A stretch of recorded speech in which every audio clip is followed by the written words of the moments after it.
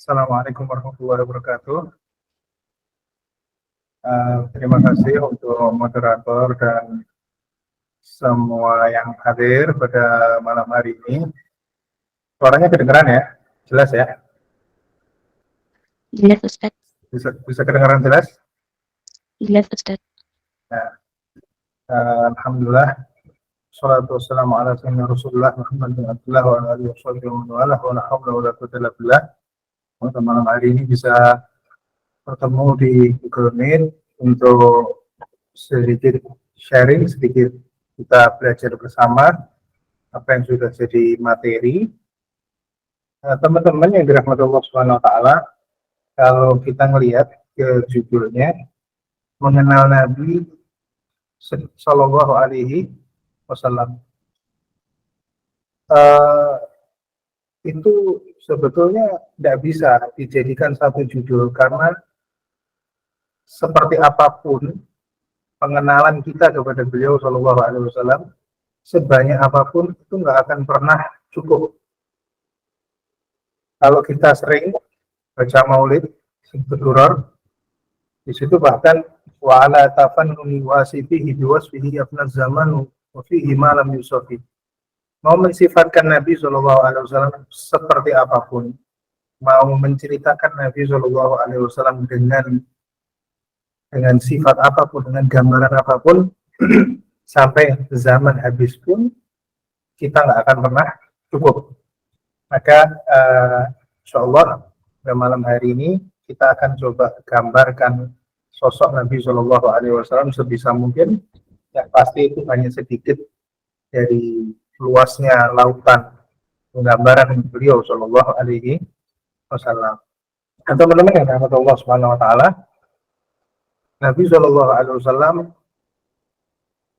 itu seorang nabi, seorang manusia, Nabi Muhammad Shallallahu Alaihi Wasallam yang Allah utus kepada kita sebagai penutup dari segala risalah yang pernah Allah turunkan kepada umat manusia. Kalau kita menggambarkan Nabi Shallallahu Alaihi Wasallam itu pasti kita susah. Kenapa? Penggambaran kita kepada Nabi untuk gini, saya kasih gambaran seperti ini.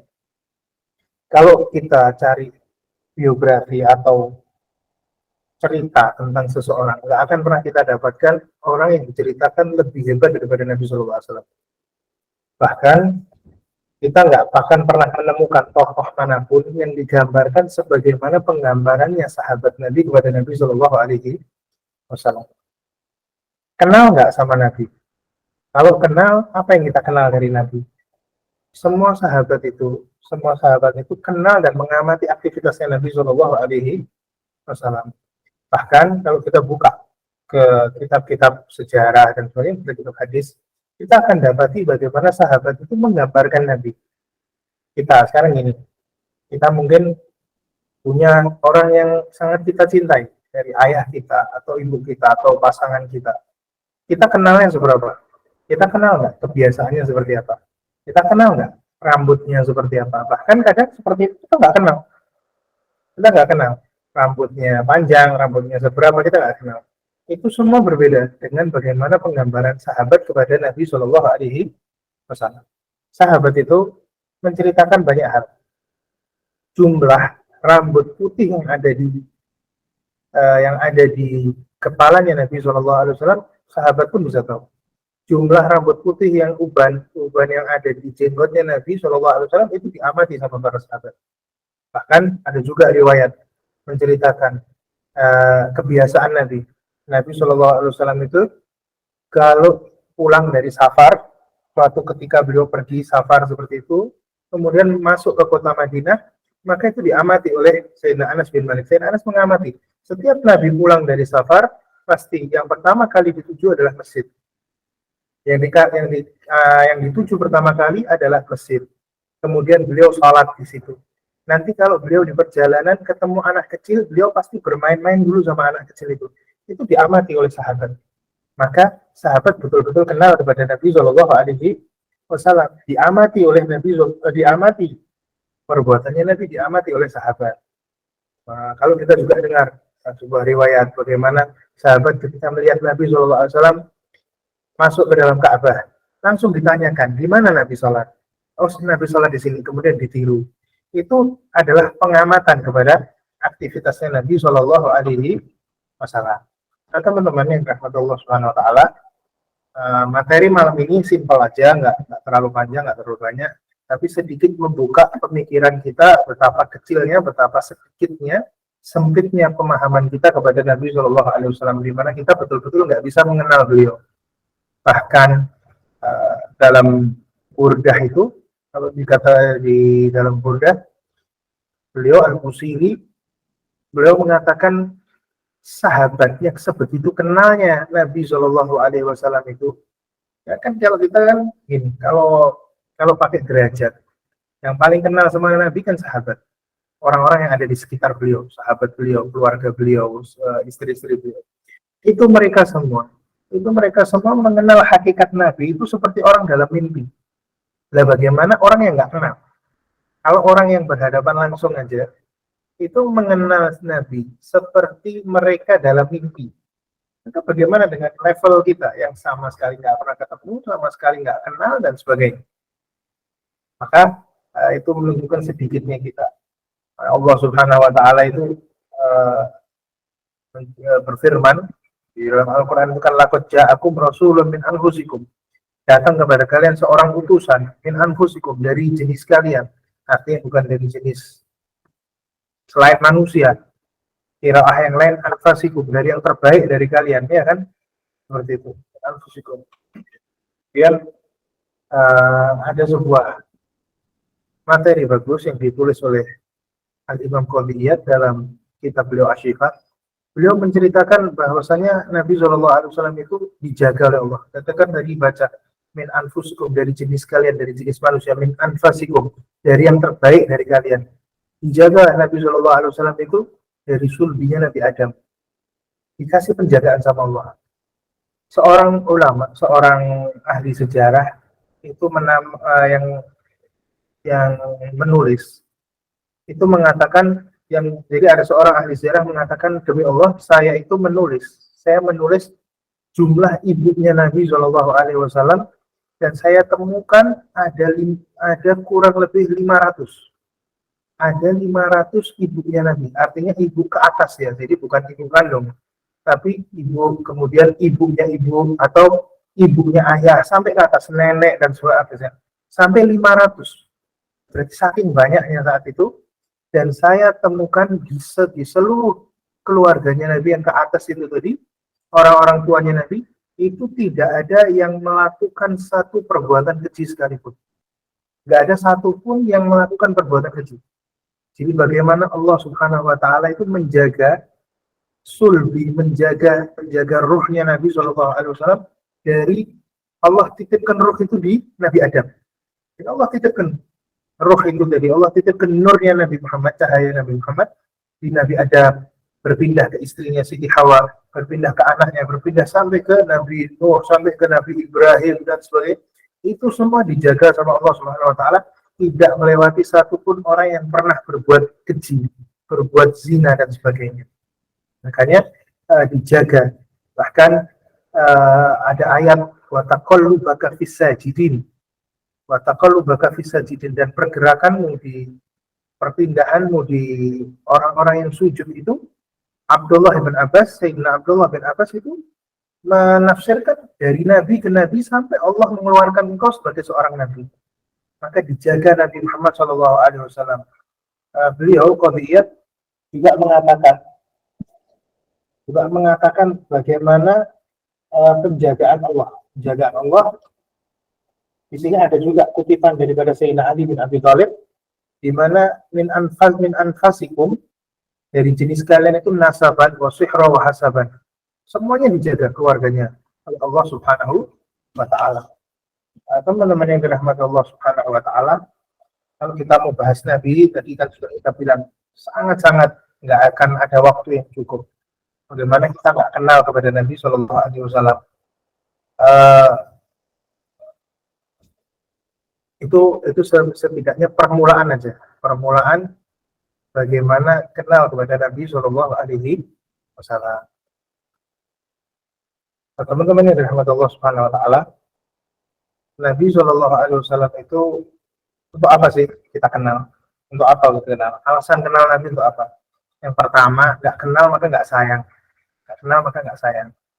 Yang kedua, pada Nabi Shallallahu Alaihi Wasallam itu ada satu uswah hasanah, satu panutan yang bisa kita tiru, satu panutan kebaikan yang bisa kita jadikan role model. Yang ketiga, supaya kita bisa lebih memahami Al-Quran. Bisa memahami. Orang kalau nggak kenal sama Nabi, gimana makanya? Gimana mau cinta sama Nabi Shallallahu Alaihi Wasallam? Makanya sahabat itu bisa cinta sama Nabi karena kenal. Nabi itu disifatkan sama para sahabat sebagai orang. Kalau orang yang belum kenal sama Nabi, pasti berwibawa, pasti akan takut dengan wibawanya Nabi. Dan orang yang sudah kenal sama Nabi pasti akan cinta sama Nabi Shallallahu Alaihi Wasallam. Seperti itu. Kemudian ada uswah beliau sebagai uswah, sebagai role model yang bisa ditiru oleh semua umatnya. Ini kalau kita sering tanya kenapa sih Nabi Shallallahu Alaihi Wasallam itu kadang bersikap seperti biasa, seperti manusia biasa. Itu fungsinya supaya kita bisa meniru beliau. Sering kita misalnya gini, sering kita dengar ada ya misalnya kisahnya wali atau orang soleh yang sholat sepanjang malam dari mulai awal malam sampai subuh, nggak tidur sama sekali berhari-hari. Coba kalau seandainya Nabi berposisi seperti itu, bisa nggak ditiru sama umatnya yang butuh tidur? Nggak bisa. Maka Nabi itu menjadi sosok role model yang paling ideal untuk semua manusia.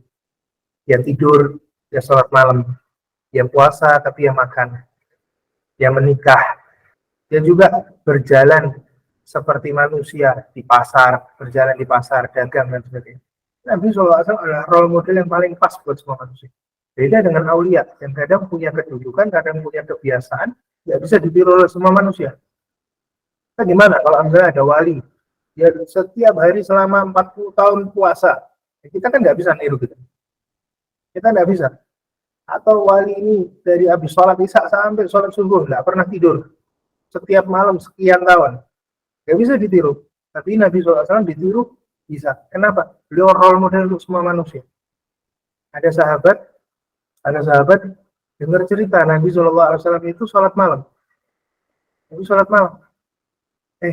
Kok ditiru sama sahabat ini? Ditiru sahabatnya. Akhirnya dia sholat malam sepanjang malam.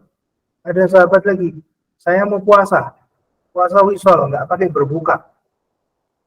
Ada lagi sahabat, saya mau ibadah, nggak mau nikah. Maka tiga-tiganya ini ditegur sama Nabi. Sesungguhnya kalian bukan seperti saya. Diri kalian punya hak, tubuh kalian punya hak. Kasih mana yang haknya. Yang haknya badan itu apa? Ya dikasih makan. Berarti nggak boleh puasa seterusnya. Harus buka puasa juga.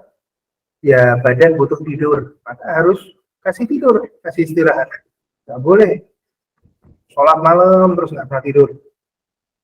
Kemudian istri kalian, anak-anak kalian butuh hak, punya hak, maka harus dikasih hak juga. Ditunaikan haknya, nggak boleh sampai diambil dengan cara yang nggak pas. Diajari sama Nabi, maka Nabi itu adalah role model terbaik untuk kita. Nah, teman-teman yang rahmat Allah Subhanahu Wa Taala, banyak ilmu untuk kenal Nabi. Kenal Nabi itu paling enggak yang pernah kita dapatkan. Ada di antaranya ilmu fadhail. Ilmu fadhail itu ilmu untuk mengetahui keutamaan-keutamaannya Nabi. Bagaimana Nabi SAW diutamakan oleh Allah Subhanahu Wa Taala. Di hari kiamat, enggak ada yang bisa ngasih syafaat, enggak ada yang bisa ngasih pertolongan kecuali Nabi SAW. Itu keutamaan untuk Nabi Shallallahu Alaihi Wasallam, keutamaan untuk Nabi, keutamaan untuk umatnya juga dan sebagainya. Kemudian ada ilmu khasais, ilmu khususan untuk Nabi Shallallahu Alaihi Wasallam, hal-hal yang dikhususkan untuk Nabi. Ada beberapa hal yang hanya diberikan kepada umat ini, tidak diberikan kepada umat-umat sebelumnya. Umat-umat terdahulu itu ada yang kalau berbuat dosa, besok paginya di rumahnya ada tulisan. Jadi si A malam ini berbuat dosa, malam ini berbuat maksiat. Itu besok di temboknya, di pintu rumahnya tertulis si A berbuat maksiat malam ini. Itu umat terdahulu ada seperti itu. Dan di umatnya Nabi Muhammad nggak ada seperti itu. Itu kekhususan untuk umatnya Nabi Muhammad. Umatnya Nabi Muhammad nggak ada yang seperti itu. Ada juga apa? Kalau kita dihalalkan memakan harta rampasan perang, umat-umat terdahulu nggak dibolehkan makan harta rampasan perang. Ada juga ilmu dalail tentang dalil-dalilnya Nabi Shallallahu Alaihi Wasallam. Ada juga ilmu syama'il. Ilmu syama'il itu ilmu yang membahas Nabi Shallallahu Alaihi Wasallam dari segi fisiknya, dari segi perawakannya, dari segi sifat-sifatnya. Makanya di dalam syama'il diceritakan perawakannya Nabi bagaimana, tingginya sekian, badannya seperti ini, janggutnya seperti itu, kemudian cara berjalannya beliau bagaimana, cara duduknya beliau, cara makannya beliau. Semua diceritakan oleh riwayat-riwayat hadis dalam ilmu syama'il. Ceritakan juga di mana Nabi SAW itu segala yang terjadi normal aktivitas harian beliau itu diceritakan dalam ilmu syama'il. Kemudian ada ilmu sirah. Ilmu sirah ini ilmu yang mempelajari sejarahnya. Jadi sejarahnya Nabi dipelajari dalam, kalau kita kan lebih seringnya mendengarkan sirah Nabi. Jadi bagaimana perjalanan hidup, apa yang terjadi itu dirangkum dalam sebuah ilmu sirahnya Nabi Shallallahu Alaihi Wasallam. Teman-teman yang rahmatullah Subhanahu Wa Taala, kalau di dalam ilmu syama'il itu Sayyidina Abu Hurairah contohnya Abu Hurairah itu menceritakan wajahnya Nabi Shallallahu Alaihi Wasallam itu seperti matahari. Ada yang mengatakan sahabat seperti bulan, bahkan lebih indah daripada bulan. Dulu ada seorang wanita bersama rombongan dari satu kota itu, dari satu desa lah, itu ingin jual. Ya, jadi dia bawa kambing, dia bawa unta, bawa kambing seperti itu. Dia mau jual di kota. Sampai di tengah jalan, belum masuk kota, ketemu sama Nabi Shallallahu Alaihi Wasallam. Wanita ini yang tadi bawa hewan tunggangan, hewan ternak tadi itu, bertemu dengan Nabi, ditanya sama Nabi, itu apa? Mau dijual atau belum? Iya, ini mau saya jual. Kalau gitu, boleh saya bawa barangnya, nanti uangnya saya akhirin. Jadi saya bawa ini, hewan-hewan ini saya bawa ke kota, saya beli, nanti saya kirim uang. Kamu tunggu di sini. Kamu tetap di pinggir kota tadi. Kata perempuannya, ya silahkan. Akhirnya dibawa lah sama Nabi hewannya, dan nggak dikasih uang saat itu juga. Maka ketika wanita ini tadi ketemu teman-temannya yang rombongan mau jual hewan-hewan tadi, ditanya, loh, hewan kamu mana? Tadi saya jual. Sudah dikasih uangnya? Belum. Saya jual ke siapa? Ya nggak tahu namanya siapa. Pokoknya tadi ada orang laki mau beli, saya kasihkan gitu aja. Ya, kalau sekarang kita coba gimana? Misalnya kita ketemu orang di jalan, HP-nya saya beli, boleh nggak? Uangnya nanti tak kirim. Kita kasihkan nggak HP-nya? Kita nggak kenal ini siapa, kan nggak mungkin kita kasihkan kan? Ini perempuan ini hewannya dikasihkan, padahal nggak tahu itu siapa, nggak kenal dia itu seorang Nabi Shallallahu Alaihi Wasallam. Terus ya teman-temannya pasti heran, loh kamu gimana kok hewan-hewan kamu kasihkan ke orang yang kamu nggak kenal? Nanti kalau nggak balik gimana? Kata wanita ini tadi yang baru pertama kali ketemu sama Nabi SAW, dan ini bukan wanita muslim, bukan wanita muslimah. Wanita ini mengatakan, demi Allah, orang itu pasti akan balik lagi. Orang itu pasti akan balik ke sini. Loh, kok bisa gitu dia? Wajahnya dia bukanlah wajah pendusta. Wajahnya dia bukan wajah orang-orang yang suka bohong. Pasti nanti akan kembali ke sini. Dan betul, sesuai janjinya Nabi SAW, setelah beberapa saat Nabi kembali ke wanita itu membayar harga hewan-hewan tadi itu. Itu wajahnya Nabi sudah muncul seperti itu dari kapan? Dari kecil. Bahkan ketika beliau masih balita, beliau ikut pergi safar sama keluarga beliau, sama paman atau kakek beliau. itu beliau bertemu, Nabi SAW bertemu dengan rahib pendeta Bukhaira itu, langsung disuruh bawa pulang lagi ke Mekah. Jangan sampai orang Yahudi lihat anak ini. Kenapa? Kalau orang Yahudi lihat anak ini pasti akan dibunuh. Kenapa? Ini akan menjadi nabi di akhir zaman. Jadi wajahnya Nabi SAW itu sudah diketahui oleh orang-orang terdahulu, rahib-rahib. Saat itu pendeta-pendeta sudah tahu ini seorang nabi yang akan muncul di akhir zaman. Kalau sampai orang Yahudi tahu ini nabinya bukan dari golongan orang Yahudi, pasti akan dibunuh. Nah, saat itu akhirnya beliau dibawa pulang oleh rombongan beliau karena takut keselamatannya. Itu jadi Nabi SAW itu sudah dikenal dari wajahnya, dari akhlaknya Nabi SAW itu banyak diceritakan. Kadang kita perlu membaca sirah, baca hadis-hadis untuk ngerti, untuk tahu gambaran kehidupannya Nabi SAW. Untuk moderator mungkin itu yang bisa saya sampaikan di saat ini. Mungkin bisa kita sambung lagi, lanjut lagi atau bagaimana? Biasanya ada sesi tanya jawab atau berapa lama biasanya?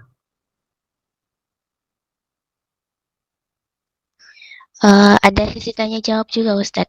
Ya, boleh kita sementara sampai sini dulu, nanti mungkin dilanjut sambil tanya jawab.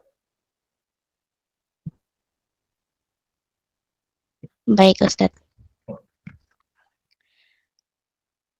Masya Allah, itulah tadi penyampaian materi dari Ustadz. Semoga apa yang disampaikan oleh beliau bermanfaat untuk kita semua. Acara selanjutnya yaitu sesi tanya jawab. Silahkan kepada teman-teman yang ingin bertanya, diutamakan pertanyaannya sesuai dengan tema kajian, dan kami batasi hanya 5 pertanyaan, 2 on mic dan 3 di kolom chat.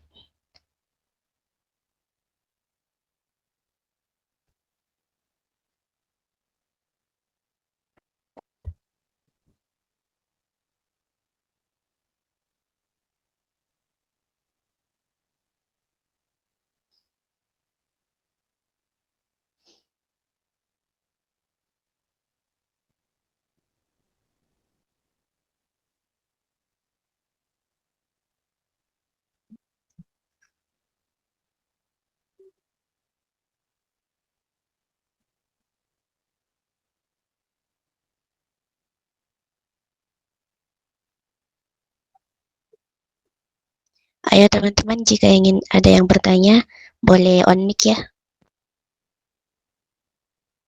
Yuk, mari kalau ada yang bertanya.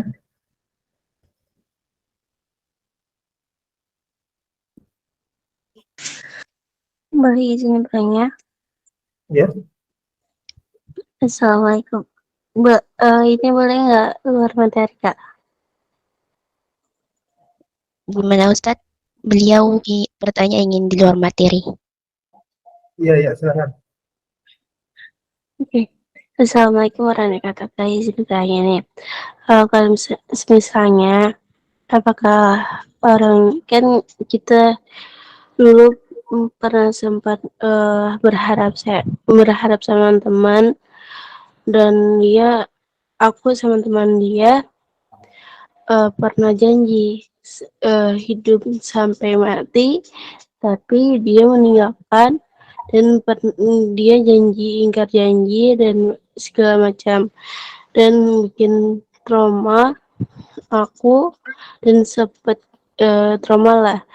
Dan pas udah hilang trauma itu, ada ngasih berharap lagi. Itu bagaimana caranya menghilangkan trauma sejujur-jujurnya? Sekarang jazakallah khairan. Oke. Jadi nggak sesuai materi ya. Iya, Kak. Jadi gini, yang bisa saya kasih tahu ya move on. Yang saya pahami, yang saya tangkap ya cuma move on, dan bisa bisa membuka kesadaran diri, move on, menyadarkan diri kalau memang itu nggak bisa dan nggak baik untuk saya. Jadi akhirnya kita bisa menerima hal lain. Kalau kita masih menutup diri, nggak mau membuka diri, kita nggak bisa kemasukan, nggak bisa terima hal lain baru, bisa menerima yang baru. Jadi paling nggak on gitu ya, on dan melupakan semuanya. Kalau sudah nggak bisa lagi ya move on dan melupakan semua. Dan harus bisa membuka hati, buka diri. Gitu ya. Terus ini ada pertanyaan. Assalamualaikum warahmatullahi wabarakatuh. Saya Siti Nuraini ingin bertanya, bolehkah kita punya keinginan untuk bisa mempunyai hati seperti Sayyidah Fatimah dan berusaha mengikuti kebiasaan beliau? Jawabannya bukan boleh lagi, tapi harus. Ya, jadi bukan boleh lagi, tapi harus. Harus gimana? Harus kita itu meniru hal-hal baik yang ada di Nabi, yang ada di ulama, yang ada di orang-orang soleh, yang ada di aulia, wali-wali, dan sebagainya. Jadi kita kan tahu bagaimana mulianya Sayyidah Fatimah, bagaimana mulianya kehormatan beliau sebagai seorang wanita yang suci, yang terjaga kehormatannya, bagaimana hati beliau bersihnya, sucinya, kan seperti itu. Tentu sangat-sangat bagus kalau kita punya keinginan untuk meniru beliau. Dan itu satu keharusan. Kita harus keharusan juga niru orang-orang yang saleh, orang-orang yang baik. Kalau enggak orang baik yang kita mau tiru, siapa terus akhirnya? Ya kan? Harus orang baik yang kita tiru. Kita dengarkan, misalnya kita dengar ceritanya orang saleh, punya satu kebiasaan yang baik, satu ibadah, kita harus punya keinginan untuk mengerjakan itu, harus punya keinginan untuk meniru. Dan kalaupun nggak bisa meniru total, pasti bisa meniru sebagian, berusaha meniru walaupun sebagian kecil. Jadi itu itu keinginan yang bagus, yang harus dipertahankan gitu ya. Kita bisa meniru orang-orang yang saleh, apalagi kalau perempuan ya berarti meniru Siti Fatimah alaihissalam, dan meniru Sayyidah Fatimah binti Nabi Sallallahu Alaihi Wasallam gitu.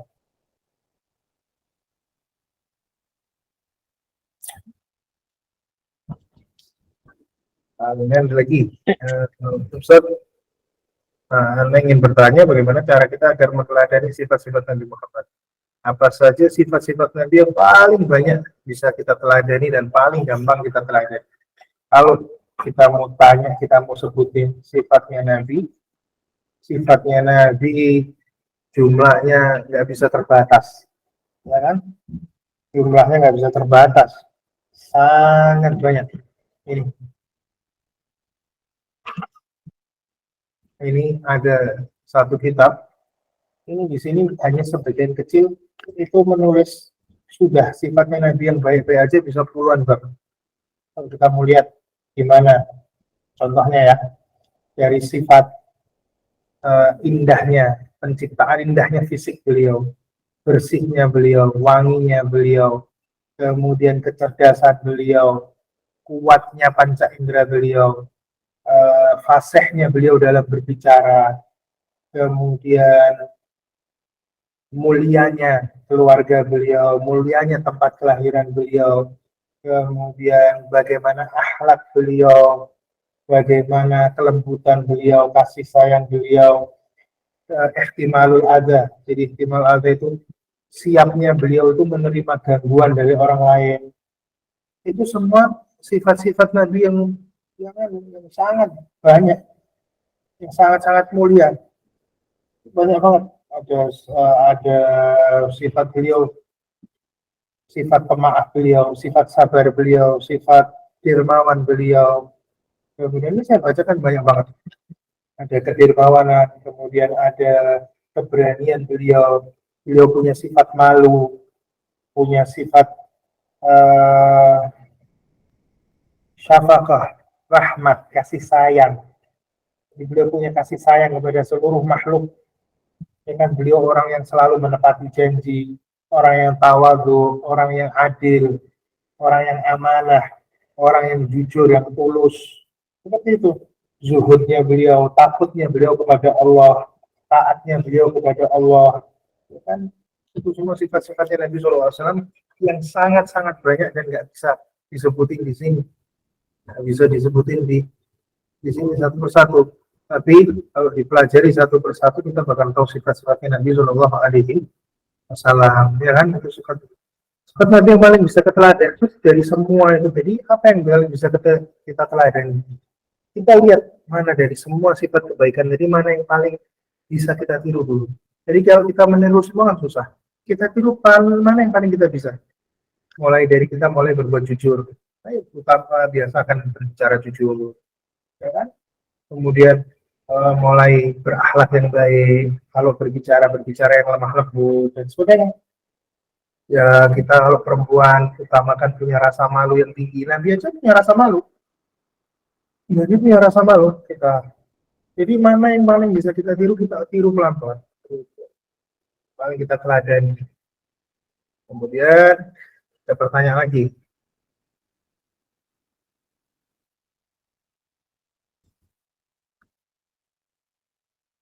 Izin bertahun bagaimana agar senantiasa agar lingkungan tempat tinggal sama seperti para nabi yang jauh dari maksiat.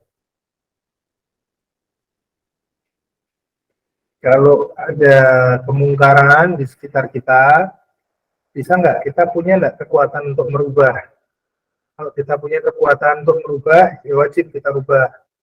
Tapi kalau memang kita nggak punya kekuatan untuk merubah, baik dengan lisan, baik dengan kekuasaan, ya maka kita wajib mengingkari dalam hati. Jadi ingkar dalam hati, ingkar itu kemaksiatan. Kita nggak setuju dengan adanya kemaksiatan. Kemudian supaya tempat tinggal kita itu jadi tempat tinggal yang jauh dari maksiat, mulai dari diri kita sendiri dengan kita meninggalkan maksiat.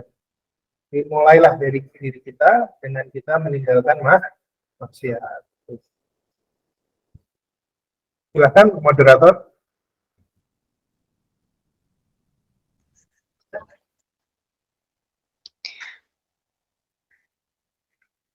Baik, Ustadz, ini ada satu pertanyaan lagi. Apa boleh dilanjut atau? Ya, silakan. Baik, ini Assalamualaikum Ustadz. Bagaimana cara kita berdagang seperti Nabi? Cara dagangnya seperti Nabi. Paling enggak Nabi itu kalau berdagang ya. Jadi ini paling enggak aja. Nah, pembahasan yang panjang. Paling enggak Nabi kalau berdagang itu jujur, amanah, nggak pernah menipu, nggak pernah berdusta. Itu paling enggak kita jujur dan amanah atas barang dagangan kita. Barangnya seperti apa kita sampaikan apa adanya. Amanah. Kalau sudah berjanji untuk bayar sekian, tanggal sekian, ya harus kita tepati. Jadi kita punya amanah seperti itu. Kita punya apa ya? Kalau misalnya utangnya dibayar tepat waktu, janjinya tanggal sekian tepati. Itu namanya amanah. Jujur, kita nggak pernah nipu. Barangnya jelek kita katakan jelek, barangnya bagus kita katakan bagus. Seperti itu. Jadi paling enggak seperti itu ya, untuk kita bisa dagang seperti Nabi Shallallahu Alaihi Wasallam. Nabi itu ketika dagang membawa barangnya Siti Khadijah, itu orang-orang kenapa mau beli sama Nabi? Kenapa dagangannya Nabi paling laris, paling dicari? Karena Nabi jujur apa adanya. Ini barangnya kurang begitu bagus, harganya lebih murah, yang ini lebih bagus, harganya lebih mahal. Disampaikan apa adanya, tidak ada tipu-tipu. Jadi akhirnya orang senang dagang sama beliau untungnya banyak, beliau barangnya laris, untungnya lebih banyak daripada yang lain. Begitu.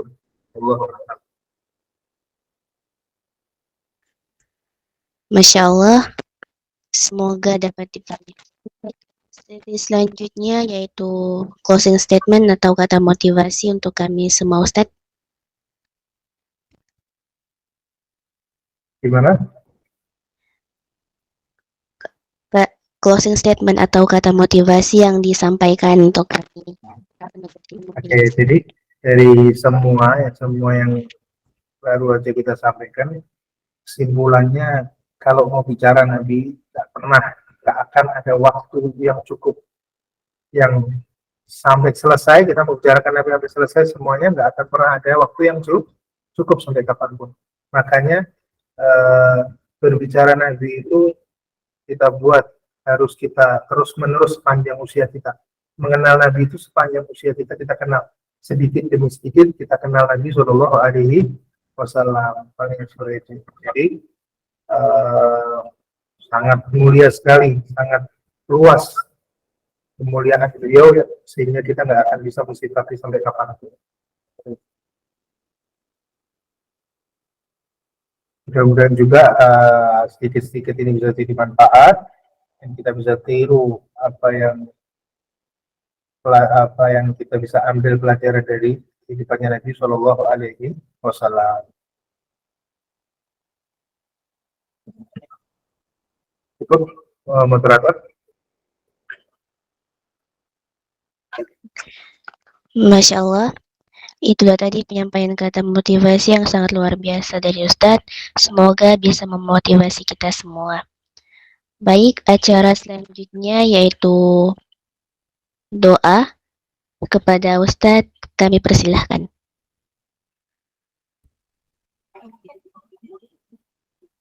Bismillahirrahmanirrahim. Alhamdulillahirabbil alamin.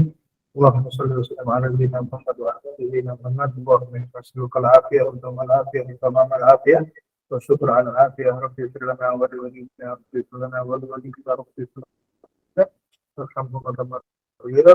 Rabbana atina fid dunya hasanah wa fil akhirati hasanah wa qina adzaban nar. Wa sallallahu ala sayyidina Muhammad wa ala alihi wasallam.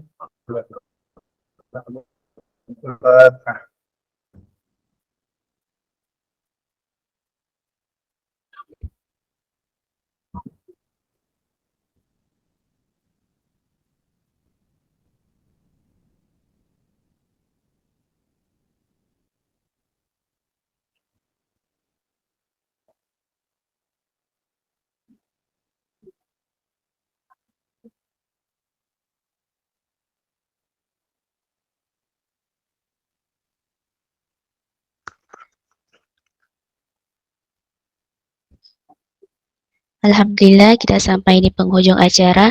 Setelah mendengarkan ceramah sekaligus motivasi yang bermanfaat dari Ustadz, mari kita tutup majlis pada malam hari ini dengan membaca doa kafaratul majlis bersama-sama.